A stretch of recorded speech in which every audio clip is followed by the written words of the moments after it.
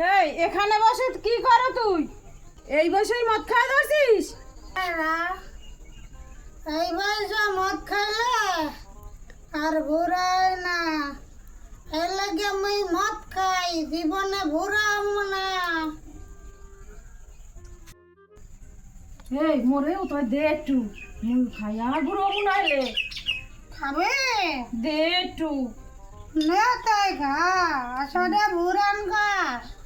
খাই তোর।